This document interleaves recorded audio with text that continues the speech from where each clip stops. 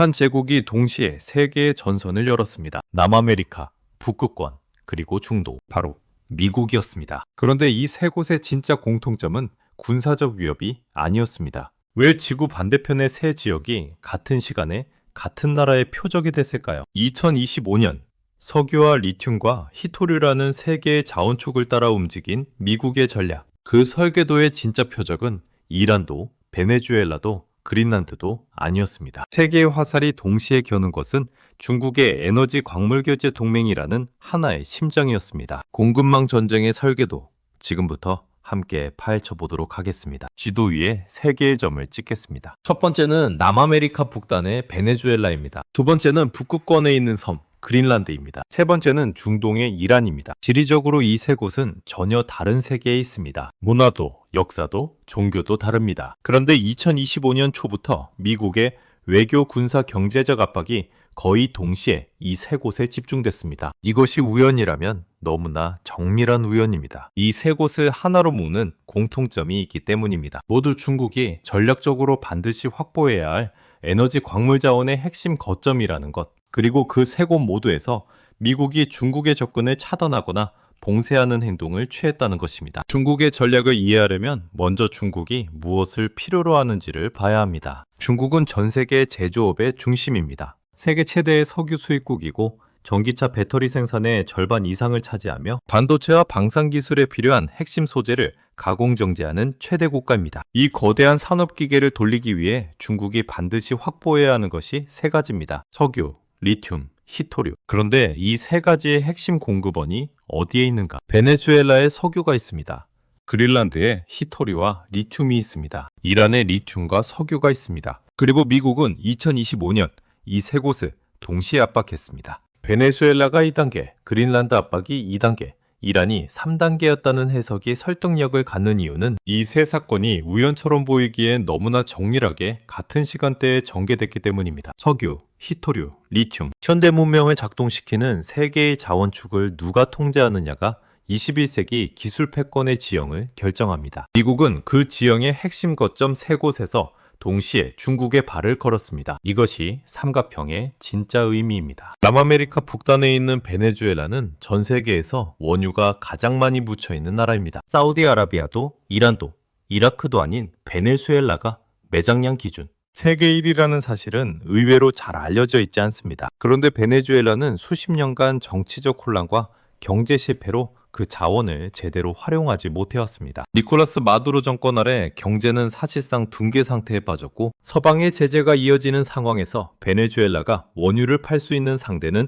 극도로 제한됐습니다. 그 공백을 채운 것이 중국이었습니다. 중국 국영 에너지 기업들이 베네수엘라에 투자하고 제재를 우회하는 방식으로 원유를 수입하기 시작했습니다. 공식 통계에 잡히지 않는 경로를 통해 서방이 외면한 베네수엘라 원유가 중국의 에너지 수요를 채우는 구도가 만들어졌습니다. 베네수엘라 입장에서는 유일한 구매자였고 중국 입장에서는 서방의 제재망 밖에 있는 안정적인 저가 원유 공급원이었습니다. 서로에게 필요한 관계가 수십 년에 걸쳐 구축됐습니다. 트럼프 행정부는 2025년 초 바로 이 루트를 정밀하게 겨냥했습니다. 베네수엘라에 대한 제재 강화와 해상 압박이 재개됐습니다. 표면적 이유는 마두로 독재 정권 압박과 민주주의 회복이었습니다. 인권, 자유, 민주주의, 명분은 완벽했습니다. 그러나 그 행동의 실질적 표적은 따로 있었습니다. 베네수엘라 원유의 최대 수입국이 중국이었기 때문입니다. 제재가 강화되고 해상 감시가 조여지면서 중국 기업들이 조용히 운용하던 원유 수입 루트는 리스크가 급격히 높아졌습니다. 제재 위반에 노출될 경우 중국 기업들이 미국 금융 시스템과 기술 시장에서 배제될 수 있다는 압박이 현실화됐습니다. 수십 년에 걸쳐 공들여 구축한 에너지 수입 루트가 조용히 차단되기 시작했습니다. 중국의 에너지 안보 입장에서 이것이 무엇을 의미하는지는 숫자로 보면 더 명확합니다. 중국은 에너지 소비의 상당 부분을 수입 원유에 의존합니다. 그 수입 원유의 안정적 확보가 흔들릴 때마다 중국 경제 전체가 취약해집니다. 베네수엘라는 전체 수입량에서 큰 비중은 아니었지만 제재를 우회하는 전략적 루트의 상징이었습니다. 그 상징이 무너지면 다른 우회 루트들도 위협받습니다. 베네수엘라 압박의 파장은 단순히 한 공급원의 차단을 넘어 중국 에너지 전략 전체에 경고를 보내는 신호였습니다. 트럼프가 그린란드 매입 또는 편입을 공개적으로 반복해서 언급했을 때 국제사회의 첫 반응은 황당함이었습니다. 주권국가의 자치 영토를 매입한다는 발상은 현대 국제법과 정면으로 충돌합니다. 덴마크 정부는 강하게 반발했고 그린란드 자치정부도 거절 의사를 분명히 했습니다. 그런데 그 발언이 황당하게 들린 것은 발언의 배경에 있는 자원 지도를 보지 못했기 때문입니다. 그린란드 지하에는 히토류 17종이 매장되어 있습니다. 리튬, 코발트, 니켈, 텅스텐.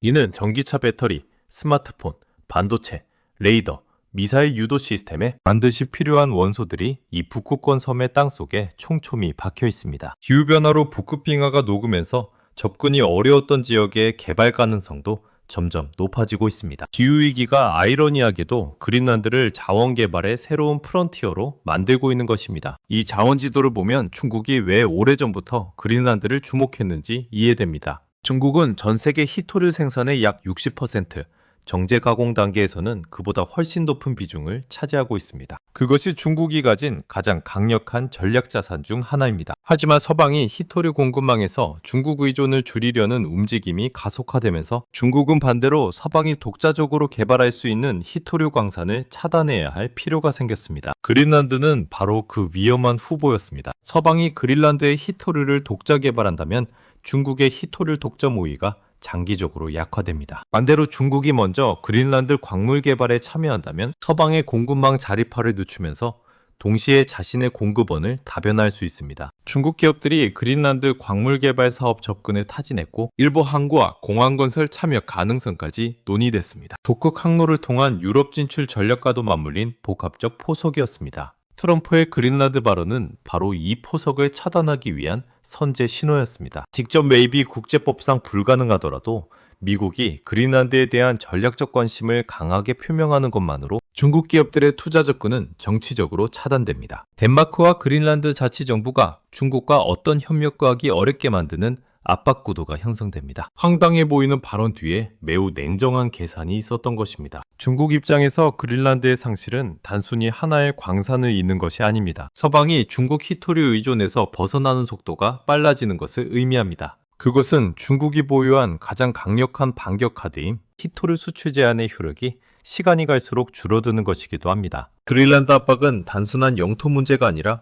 중국의 미래 협상력을 미리 깎아내는 전략이었습니다. 세 번째 점, 이란입니다. 베네수엘라와 그린란드가 각각 석유와 히토류를 둘러싼 전선이었다면 이란은 그 두 가지에 더해 리튬까지 세 개의 자원축이 모두 교차하는 지점이었습니다. 이란은 세계 4위 리튬 매장국입니다. 2024년 공개된 지질조사를 기준으로 약 850만 톤의 리튬 매장량이 확인됐습니다. 이 수치가 얼마나 전략적인 무게를 갖는지는 배터리 전쟁의 문법으로 읽어야 합니다. 전 세계가 내연기관에서 전기차로 이행하는 속도가 빨라질수록 리튬의 수요는 폭발적으로 증가합니다. 중국은 현재 전 세계 배터리 생산의 절반 이상을 장악하고 있습니다. 그 압도적인 배터리 산업의 경쟁력을 유지하려면 안정적인 리튬 공급망이 필수입니다. 그런데 서방은 이미 중국의 배터리 공급망을 조여오고 있었습니다. 칠레, 호주, 아르헨티나 등 주요 리튬 생산국들이 서방의 공급망 재편에 협력하는 방향으로 움직이고 있었습니다. 중국이 안정적으로 리튬을 확보할 수 있는 대안이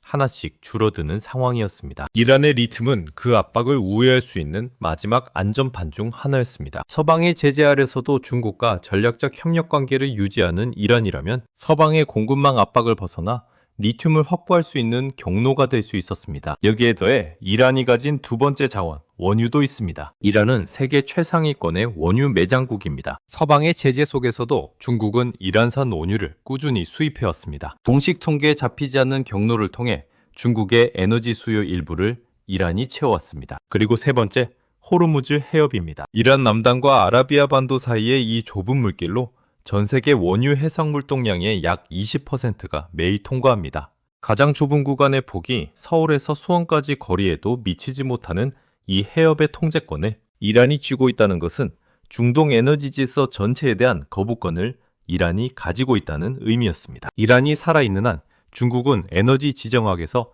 간접적인 협상력을 유지할 수 있었습니다. 리튬, 원유, 호르무즈. 이 세 가지를 동시에 가진 나라. 2021년 중국이 이란과 25년 포괄 협력 협정을 체결한 이유가 여기 있었습니다. 수천억 달러 규모로 추산되는 이 협정은 에너지 인프라, 군사 기술을 망라했습니다. 이란의 항구와 철도가 중국 자본으로 개발되고 이란 통신망에 중국 기술이 들어가고 이란이 1대1로 중동 구간의 핵심 거점이 되는 구도였습니다. 중국에게 이란은 단순한 파트너가 아니라 중동 전략의 기둥이었습니다. 미국의 이란 타격은 바로 그 기둥을 겨냥했습니다. 핵시설과 군사기지뿐 아니라 이란 동남부, 내륙의 광물지대가 타격 좌표에 포함됐다는 정보 분석이 흘러나온 것은 이 맥락에서 읽어야 합니다. 이란의 군사력만이 아니라 이란이 가진 자원의 전략적 가치 자체를 중국으로부터 끊어내는 것. 그것이 이번 군사행동이 겨냥한 또 다른 목표였습니다. 베네수엘라, 그린란드, 이란. 세계의 전선이 동시에 열리자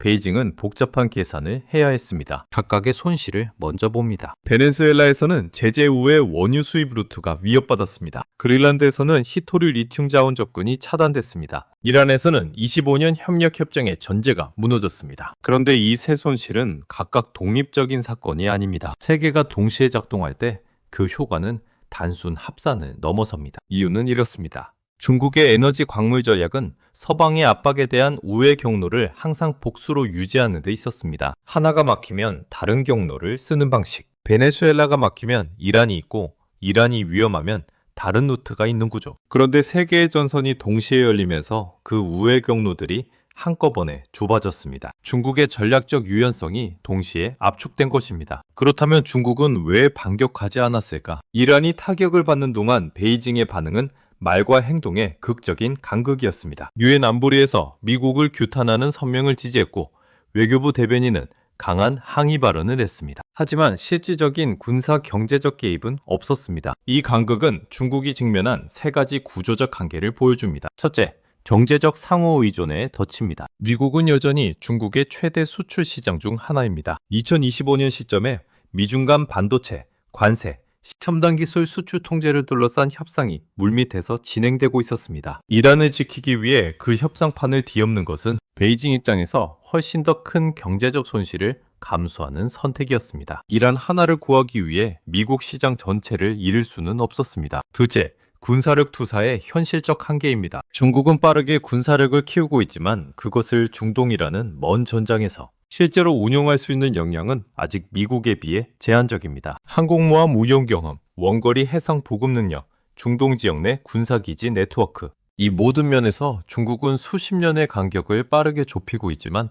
2025년 현재로서는 미국의 중동 군사력과 정면 대응하는 것은 현실적이지 않았습니다. 셋째, 내부 경제 압박입니다. 부동산 위기 후유증, 청년 실업률 상승, 소비 침체. 내부 안정을 최우선으로 하는 중국 공산당의 판단 기준에서 경제가 흔들리는 시점에 중동 분쟁에 직접 개입해 미국과 충돌하는 것은 선택하기 어려웠습니다. 결국 중국은 세계 전선 모두에서 말로는 반발하고 행동은 자제하는 방식을 택했습니다. 이것이 베이징의 현재 한계이고 미국은 그 한계를 정확히 계산하고 있었습니다. 중국이 꺼낼 수 있는 반격 카드 중 가장 강력한 것은 히토류 수출 제한입니다. 히토류는 현대 기술 문명의 핵심 소재입니다. 스마트폰 스피커, 전기차 모터, 군용 레이더, 미사일 유도 장치. 히토류가 없으면 작동하지 않는 기기들이 우리 주변에 가득합니다. 중국은 전 세계 히토류 생산의 약 60%, 정제 가공 단계에서는 그보다 훨씬 높은 비중을 차지합니다. 이것은 중국이 보유한 진정한 전략 무기입니다. 실제로 2025년 상반기 중국은